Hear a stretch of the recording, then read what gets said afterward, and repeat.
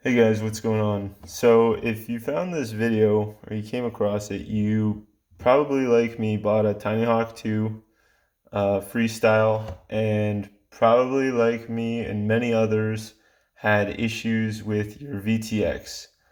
Um, and I did a lot of searching, a lot of digging online. A lot of people have had the same issue.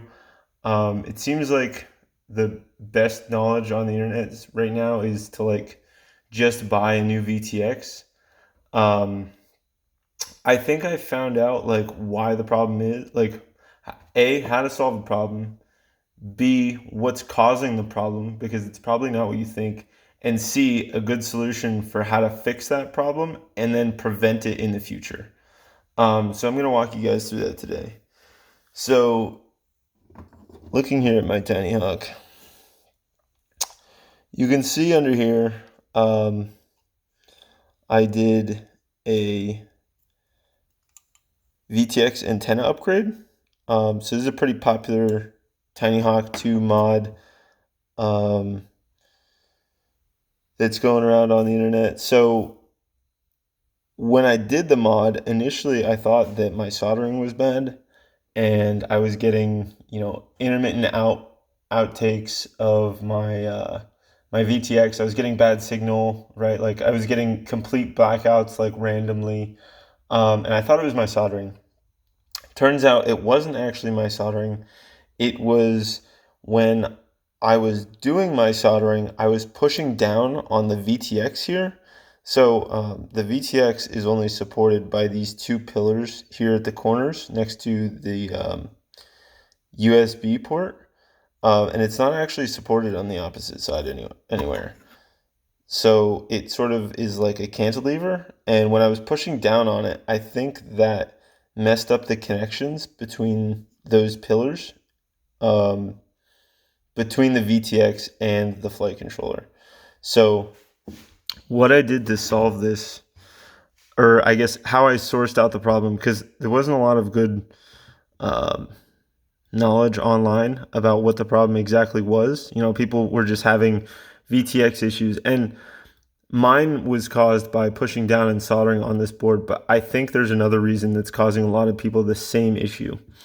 Um, but before I get to that, the way I was able to troubleshoot this was first with my multimeter here. So if I move this into frame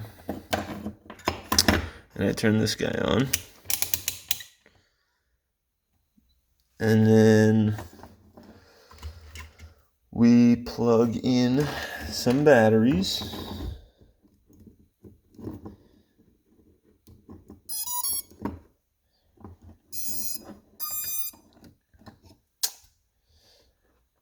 So by taking my multimeter leads and touching them to the posts here on the board, you can actually, let's see if I can do this.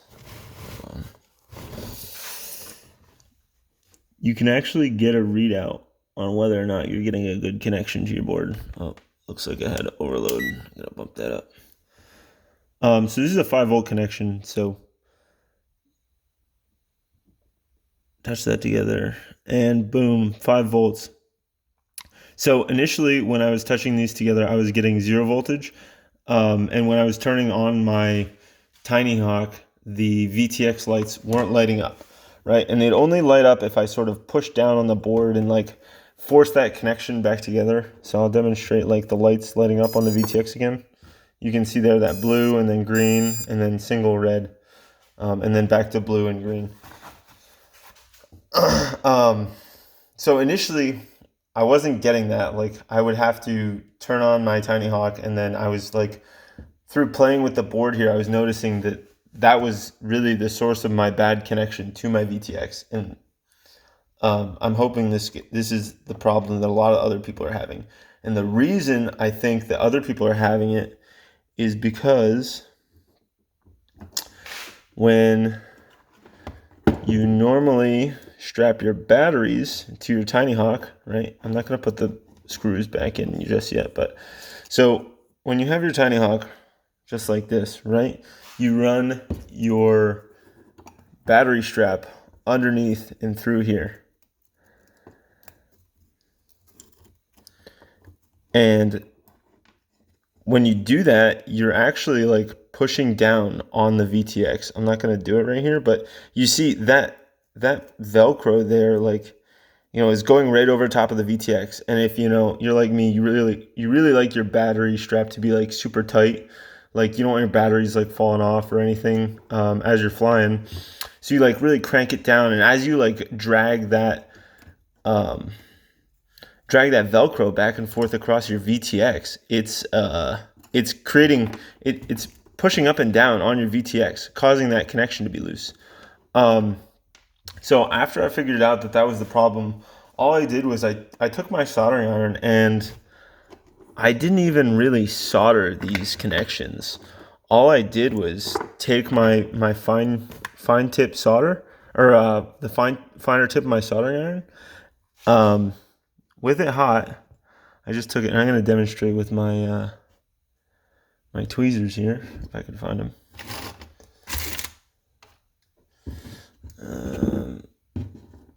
This antenna cable will work. So I just took my soldering iron and I literally just touched it to each of these pins right here, because using my multimeter, I had determined that was the source of the bad connection, right?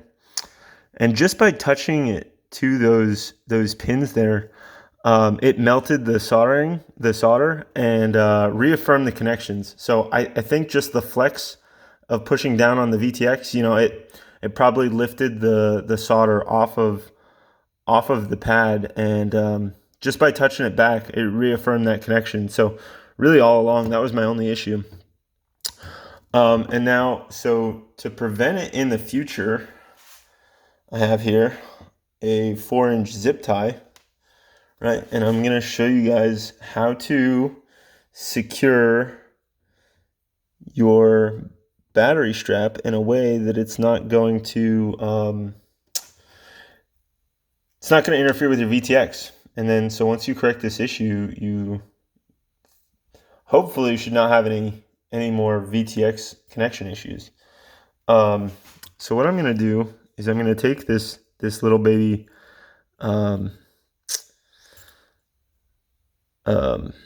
cable tie here, and I'm actually going to feed it up through this slot here, and then I'm going to line this up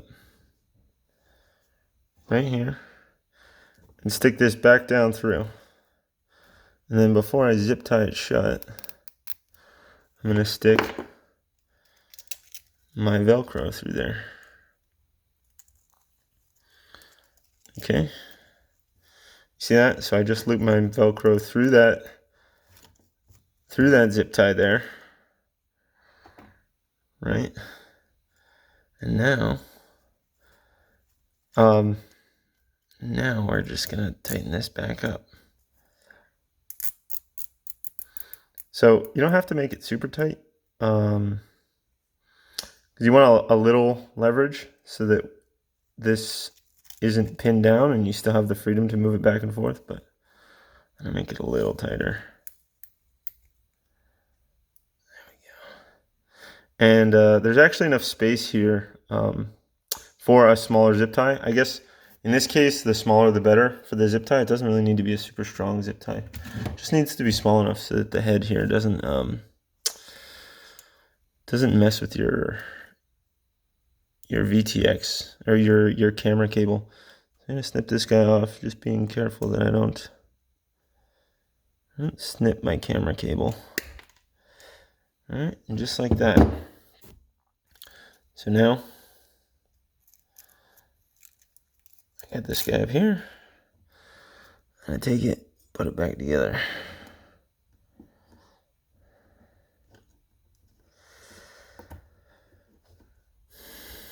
And there you go.